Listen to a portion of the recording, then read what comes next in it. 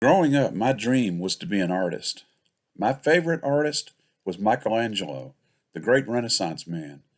He painted, he sculpted, and he was even a master architect. As a teenager, I read the story of his life, Irving Stone's The Agony and the Ecstasy, and I caught the movie again just a couple of weeks ago.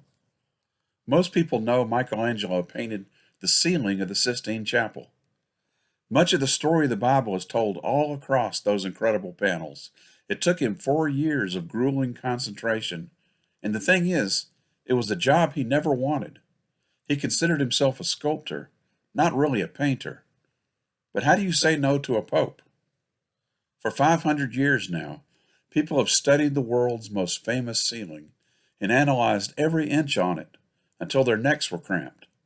The verdict of the art world has been that Michelangelo was a master of composition. His design scheme was perfect, and he had the same ability to portray humanity that he showed in his sculpture. But when it came to color, he was pretty dull, drab even. What people didn't realize was that for centuries, candles provided the only light in the Sistine Chapel. 400 years of soot, grime, and dust had crept up to the ceiling and rested on the painter's work. Between 1984 and 1999, an expert restoration team worked at cleaning the ceiling. They painstakingly, patiently removed all the filth that got in the way of Michelangelo's brilliance, and the results were startling. Michelangelo's colors were bright after all. The sky was deep blue. The grass was emerald green. The clothing fabrics were resplendent, and the flesh tones were vivid. Turns out there was never a problem with the creator's work. It was just that years of grime and impurity had dimmed the beauty of what he had created. And isn't that true of the rest of us? We're the beauty of God's creation.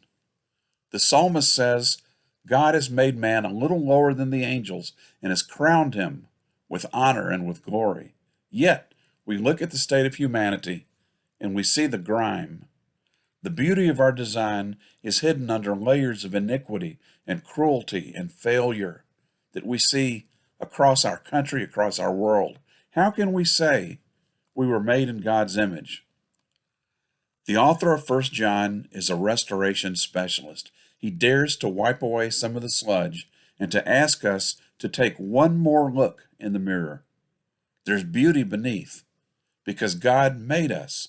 God designed us for better things, and we have the opportunity to live in full, vivid color. In the end, it's a matter of choosing between right and wrong.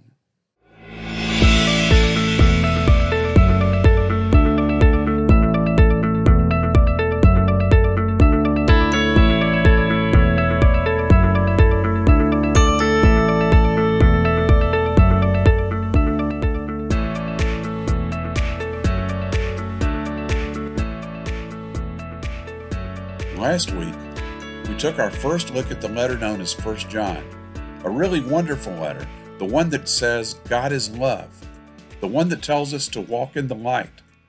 This is also a letter that deals in strict dichotomies, light and darkness, right and wrong, the way of sin and the path of love, this or that, and John doesn't seem to deal with in-betweens. You're fully and utterly on God's team, or you've joined up with the other side. Sometimes we read John's words and we want to say, John, please. It's not that simple. There are gray areas here. All of us have our good moments and our bad. Life is a dance between the light and the darkness. And that's true. But John's task in this letter is to present life, is to clarify things. He says, don't mind the grime and the soot. Look at the absolutes. The decisions we make are ultimately between the light and the darkness. There's only one right way, and that's God's way. As you'll see, John says, don't sin. We know only one man has ever been able to live up to that standard. The rest of us are daily, moment-to-moment strugglers. If we could avoid sin, we'd have no need for Christ in the first place. So John's point is that every moment is a binary choice when you strip it all down. Every path offers a crossroads moment. There's the high road and there's the low road, up or down, light or dark, right or wrong. John wants to help us clarify what's truly at stake in the little decisions of life. Let's read the first 10 verses of 1 John 3. See what love the Father has given us, that we should be called children of God. And that is what we are. The reason the world does not know us is that it did not know him. Beloved, we are God's children now. What we will be has not yet been revealed. What we do know is this: when he is revealed, we will be like him, for we will see him as he is.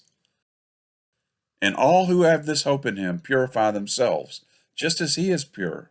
Everyone who commits sin is guilty of lawlessness. Sin is lawlessness.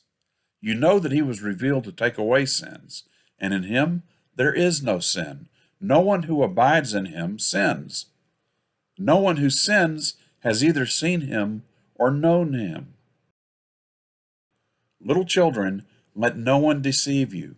Everyone who does what is right is righteous, just as he is righteous. Everyone who commits sin is a child of the devil, for the devil has been sinning from the beginning. The Son of God was revealed for this purpose, to destroy the works of the devil. Those who have been born of God do not sin, because God's seed abides in them. They cannot sin, because they have been born of God. The children of God and the children of the devil are revealed in this way. All who do not do what is right are not from God, nor are those who do not love their brothers and sisters. So, did any of those verses jump out at you? It's a rather astonishing passage, including lines like this one. Those who have been born of God do not sin. They cannot sin. And then this one. Everyone who commits sin is a child of the devil. Really? See what I mean about John's binary understanding of things? When we find issues like this in the Bible, we need to do a couple of things. First, we make sure we understand the verse correctly. We look closely at the wording, and secondly, we take the full counsel of Scripture. That is, we measure what we're reading against the rest of the Bible and see how it fits. In this passage, John is really dealing with who we are under all the dust and grime and mess of living. He says, God loves us enough that he has called us his children. That's the bottom line of who we are. John is saying we really are God's children because he has claimed us that way. Paul's letters talk about God's adopting us, taking us in. So imagine an orphan, lost and dusty from the streets, homeless, abused, and the king arrives and takes that orphan home to the palace, cleans him up, and says, "You're my child now. Everything I have is yours." That's what God has done for us. We have to understand this before we understand what John goes on to say. We've forgotten we're God's children, and others don't recognize us either. They didn't even recognize Jesus as God's Son. Jesus says the same thing at the Last Supper in John's Gospel.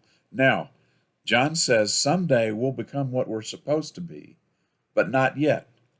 We will be like him, and we'll see him as he is. So, this is again John saying we're going to restore the painting. It's going to shine one day. Wait and see. So, we've been adopted, but it makes us aware of how shabby we are in the presence of a king, a loving king. So John's saying we'd want to take a bath, right? Clean up good?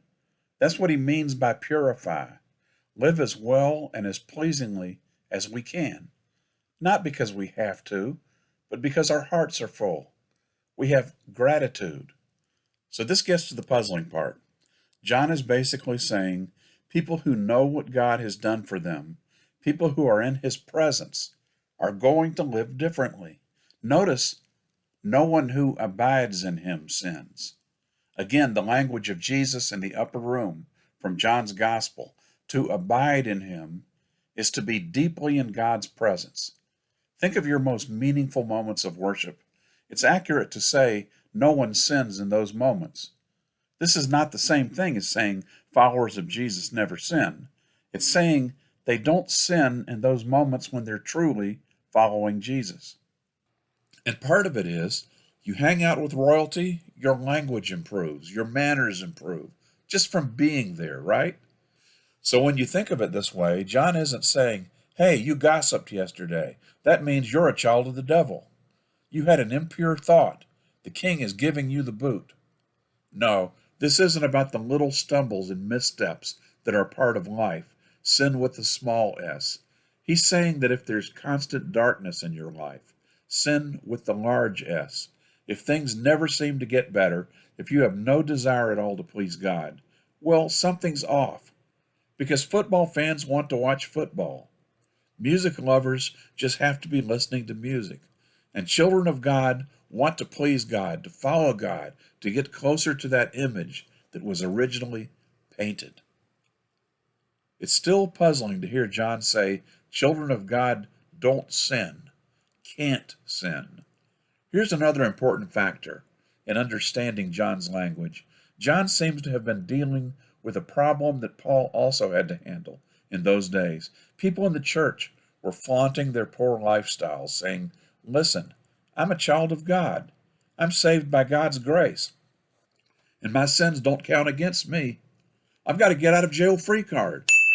John is saying it doesn't work like that. He's saying if you flop around in the mud long enough, no one can tell you from the pigs.